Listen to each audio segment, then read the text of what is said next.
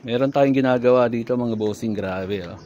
Pakita ko sa inyo yung naging langis niya. Ito, I mean ATF. Ito po ay nahaluan ng tubig to sigurado. Inabot ng baha siguro to. Ayan oh. Or ewan ko kung paano naghalo dyan. Wala naman halo kasi sa radiator niya. Walang halo dito. Kasi meron po tong oil cooler sa ilalim ng radiator. Ayan oh. Ayun yung hose na yun, di ba? Papunta yun sa kanyang transmission. May oil cooler po yan.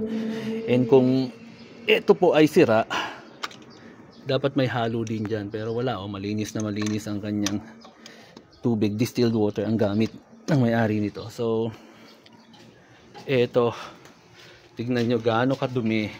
Ayan, kaya I'm sure inabot to. Pinasok ng tubig to. Grabe, oh.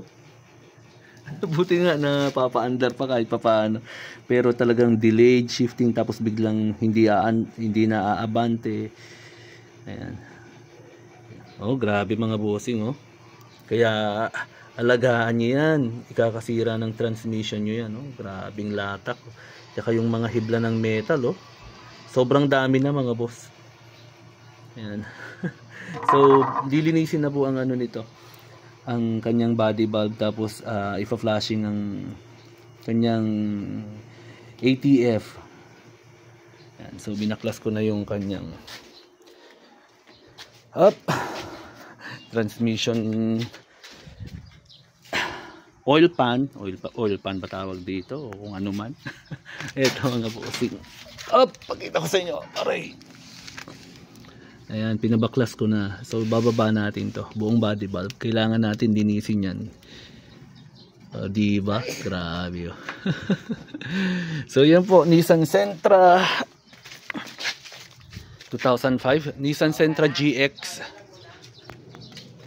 So, ayan po ang isa sa ginagawa natin ngayon. Pero ito ginawa ko kagabi mga bossing.